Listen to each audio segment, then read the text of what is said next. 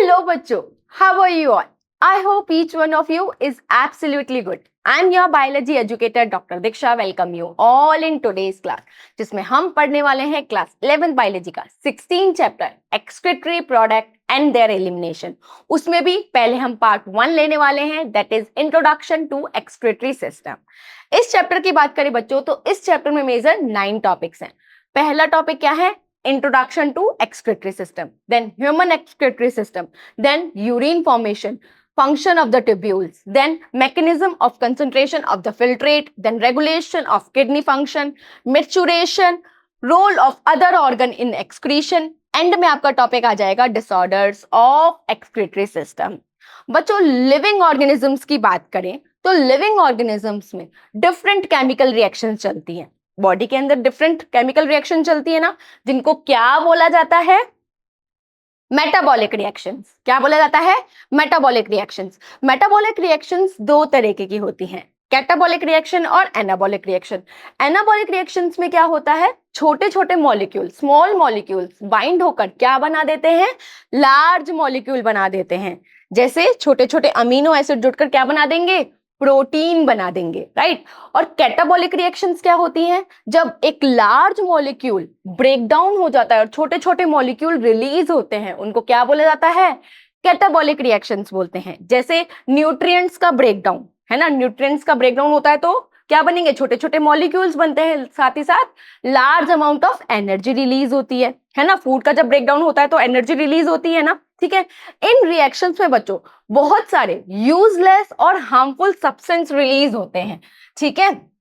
Body में जब chemical reactions चलती हैं तो कुछ ऐसे हार्मफुल यूजलेस प्रोडक्ट्स बनते हैं जिनका रिमूवल बहुत जरूरी है, अदरवाइज क्या होगा? ये बॉडी में अक्यूमुलेट होते रहेंगे और डिसीज हो जाएगी। इन वेस्ट प्रोडक्ट को क्या बोला जाता है? एक्सक्रीटरी सब्सटेंस बोला जाता है। वेस्ट प्रोडक्ट को क्या बोला जाता है? एक्सक्रीटरी सब्सटेंस बोला जाता है। और इनके रिमूवल को एक्सक्रीशन बोला जाता है, ठीक है भाई। जितने भी हार्मफुल सब्सटेंस है उनको क्या बोला जाएगा? Excretory substance. और इनके रिमूवल को एक्सक्रीशन बोला जाएगा, जिसके बारे में इस चैप्टर में हम पढ़ने वाले हैं। अच्छा, जितने भी आपके एक्सक्रीटरी सब्सटेंस है वो कौन कौन से हैं? उनमें हम नाइट्रोजनस वेस्ट की बात करें तो अमोनिया, यूरिया, यूरिक एसिड, ये क्या है? नाइट्रोजनस वेस्ट हैं। इनको बॉडी से बाहर निकालना बहुत जरूरी होता है। साथ ही साथ कार्बन डाइऑक्साइड बनती है बॉडी में, है ना। मेटाबॉलिक रिएक्शन से क्या बनेगी? कार्बन डाइऑक्साइड भी बनती है। वाटर भी रिलीज होता है भाई। वाटर कुछ अमाउंट में तो बॉडी में रह जाता है, पर जो एक्सेस अमाउंट में बन रहा है उसका रिमूवल भी बहुत जरूरी है, ठीक है। और साथ ही साथ बहुत सारे आयंस भी बनते हैं, जैसे sodium, potassium, phosphate, chlorine, sulphate, ये भी बॉडी में बनते हैं और इनका रिमूवल बहुत जरूरी होता है, ठीक है, for proper functioning of the body, ठीक है। नाइट्रोजनस वेस्ट की बात करें बच्चों तो 3 टाइप के नाइट्रोजनस वेस्ट होते हैं, अमोनिया, यूरिया, यूरिक एसिड, ठीक है। डिफरेंट एनिमल्स में 3 टाइप के नाइट्रोजनस वेस्ट बनते हैं, अमोनिया, यूरिया, यूरिक एसिड, ठीक है। अमोनिया की बात करें तो अमोनिया क्या है? वाटर में सॉल्युबल है, ठीक है, वाटर में सॉल्युबल होता है, साथ ही साथ ये टॉक्सिक भी होता है, हाईएस्ट टॉक्सिक है। तो इनके रिमूवल के लिए वाटर का रिक्वायरमेंट बहुत जरूरी है ना। तो जितने भी पानी में रहने वाले एनिमल्स है ना, वो क्या करते हैं? नाइट्रोजनस वेस्ट कौन सा बनाते हैं? अमोनिया बनाते हैं, जिनका एक्सक्रीशन बहुत जरूरी हो जाता है। डिफ्यूजन प्रोसेस से ही ये वाटर में रिमूव हो जाती है, ठीक है। डिफ्यूजन प्रोसेस से ही ये बॉडी में रिमूव हो जाती है, वाटर में चली जाएगी डिफ्यूजन प्रोसेस से, ठीक है। गिल से चली जाएगी या नॉर्मल बॉडी सरफेस से ही पानी में चली जाती है। जितने भी आपके एक्वेटिक एनिमल्स हैं, जैसे बोनी फिशेस, हमने 2 टाइप की फिशेस पढ़ी थी ना, कॉन्ड्रिक्थीज एंड ऑस्टिकथीज। जो ऑस्टिकथीज है वो क्या रिमूव करती हैं? Ammonia as a nitrogenous waste, ठीक है। उसके अलावा aquatic insect and aquatic amphibian क्या रिलीज करते हैं? अमोनिया रिलीज करते हैं। इनमें किडनी का कोई स्पेसिफिक रोल नहीं होता, मतलब किडनी में इनमें कोई जरूरत नहीं होती, क्योंकि डिफ्यूजन प्रोसेस से ही अमोनिया को रिलीज कर देते हैं बॉडी सरफेस से, ठीक है। Next is your urea. Urea कहाँ देखने को मिलता है? जितने भी आपके टेरेस्ट्रियल एनिमल्स हैं वो क्या बनाते हैं? यूरिया बनाते हैं एज ए नाइट्रोजनस वेस्ट, और उसको किडनी के थ्रू बाहर रिमूव कर देते हैं, ठीक है। साथ ही साथ जो आपके मेराइन फिश है ना, वो भी क्या बनाते हैं? यूरिया बनाते हैं एज ए नाइट्रोजनस वेस्ट। तो जरूरी नहीं है जितने भी पानी में रहने वाले एनिमल्स हैं वो क्या बनाए? अमोनिया, है ना। अमोनिया कहाँ बनता है? बोनी फिशेज में बनता है। आपकी मैराइन फिश में जो नाइट्रोजनस बेस है वो क्या देखने को मिलता है? यूरिया होता है। ठीक है। यूरिक एसिड की बात करें तो यूरिक एसिड क्या है? लेस टॉक्सिक है और इसके रिमूवल के लिए पानी का रिक्वायरमेंट भी कम होता है। जो ड्राई कंडीशन में रहते हैं ना, वो एनिमल्स क्या करते हैं? यूरिक एसिड को एक्सक्रीट करते हैं। ड्राई कंडीशन में कौन कौन से एनिमल्स रहते हैं? जैसे आपके रेप्टाइल्स हो गए, बर्ड्स हो गए, लैंड इंसेक्ट, स्नेल, ये नाइट्रोजनस बेस क्या बनाते हैं? यूरिक एसिड बनाते हैं। ठीक है। अमोनिया आपका कैसा है? टॉक्सिक है, तो इसके रिमूवल के लिए वाटर का रिक्वायरमेंट भी ज्यादा होता है। जितने भी पानी के आसपास रहने वाले एनिमल्स हैं वो नाइट्रोजनस बेस क्या बनाते हैं? अमोनिया बनाते हैं। ठीक है, क्योंकि ये क्या है? टॉक्सिक है और पानी में रहेगा तो जल्दी से रिमूव हो जाएगा। Clear. Next is your uric acid. जितने भी ड्राई कंडीशन में रहने वाले एनिमल्स है ना, वो नाइट्रोजनस बेस क्या बनाते हैं? Uric acid. तो इसके रिमूवल के लिए पानी का रिक्वायरमेंट भी कम चाहिए होता है और ये लेस टॉक्सिक है, लेस टॉक्सिक होता है। अगर यूरिया की बात करें तो इनके बीच में वो आता है टॉक्सिसिटी पे। ठीक है, मतलब मिडिल टॉक्सिक होता है।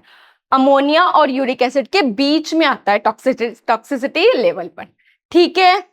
अच्छा, अब हम बात करते हैं डिफरेंट नाइट्रोजनस बेस पर एनिमल्स को 3 कैटेगरी में डिवाइड किया गया है: अमोनोटैलिक, यूरियोटैलिक और यूरिकोटैलिक।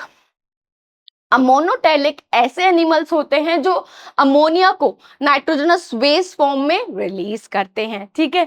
यूरियोटैलिक ऐसे एनिमल्स होते हैं जो nitrogenous base as a urea release करते हैं। ठीक है। यूरिकोटैलिक ऐसे एनिमल्स होते हैं जो यूरिक एसिड को as a nitrogenous base release करते हैं। पढ़े वन बाय वन। अमोनोटैलिक की बात करें तो ऐसे एनिमल्स आ जाएंगे जो nitrogenous base as a ammonia release करते हैं। पानी में रहने वाले एनिमल्स क्या बनाते हैं? अमोनिया बनाते हैं, जो डिफ्यूजन प्रोसेस से बाहर वाटर में आ जाती है। इनके रिमूवल के लिए पानी का रिक्वायरमेंट ज्यादा होता है। कौन कौन से एनिमल्स हैं?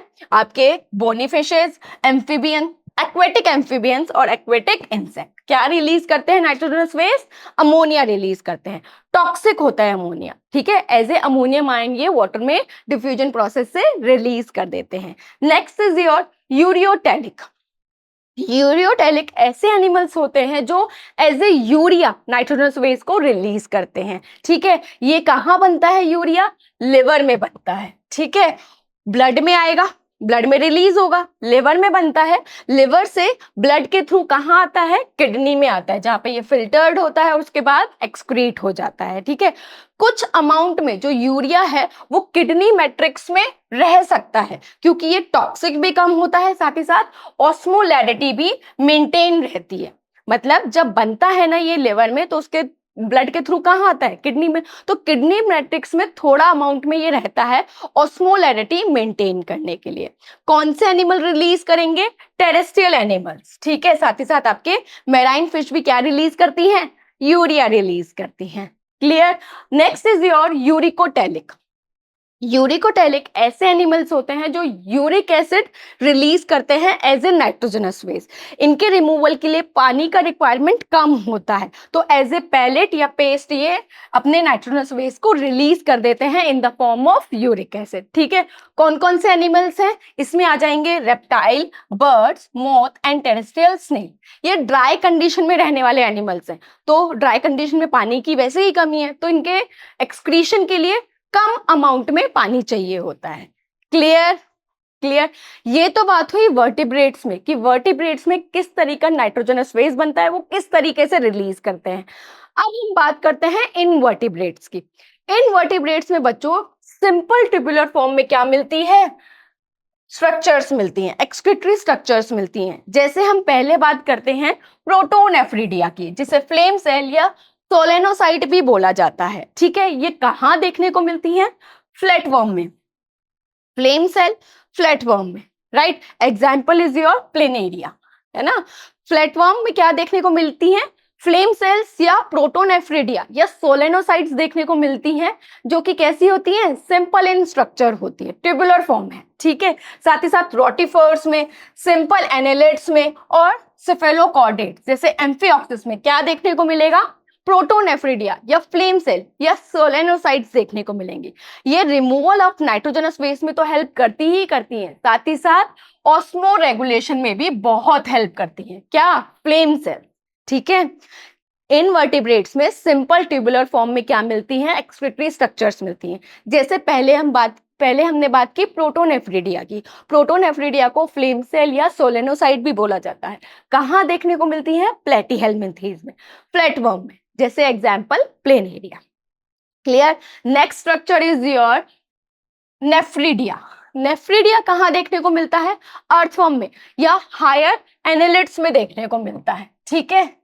प्रोटोनेफ्रिडिया से एडवांस फॉर्म क्या है? नेफ्रिडिया। कहाँ देखने को मिलता है? अर्थफॉर्म में या हायर एनेलिडा में देखने को मिलता है। ये भी नाइट्रोजनस वेस्ट को रिमूव करेगा, साथ ही साथ ऑस्मो रेगुलेशन में भी बहुत हेल्प करता है, यानी आयन फ्लूइड के बैलेंस में भी बहुत हेल्प करता है। Next is your malpighian tubules. Malpighian tubules कहाँ देखने को मिलती है? इंसेक्ट में।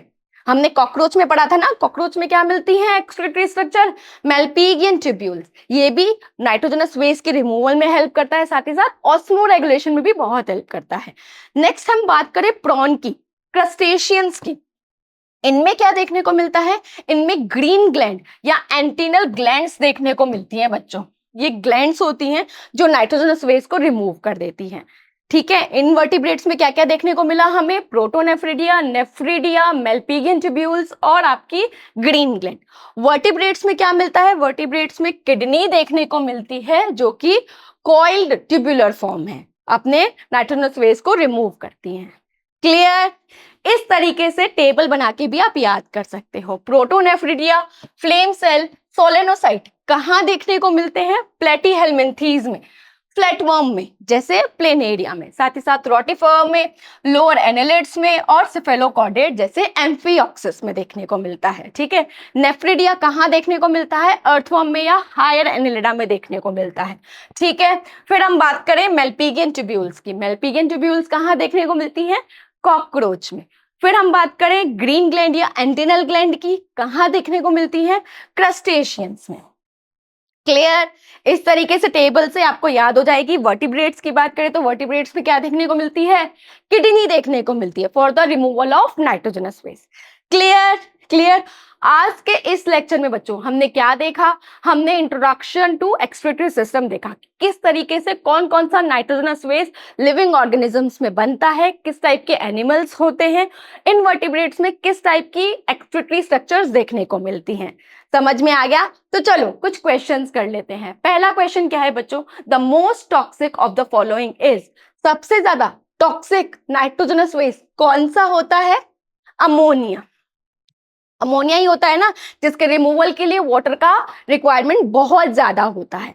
क्लियर? तो जितने भी आपके एक्वेटिक एनिमल्स है वो नाइट्रोजनस वेस्ट क्या रिलीज करते हैं? अमोनिया करते हैं।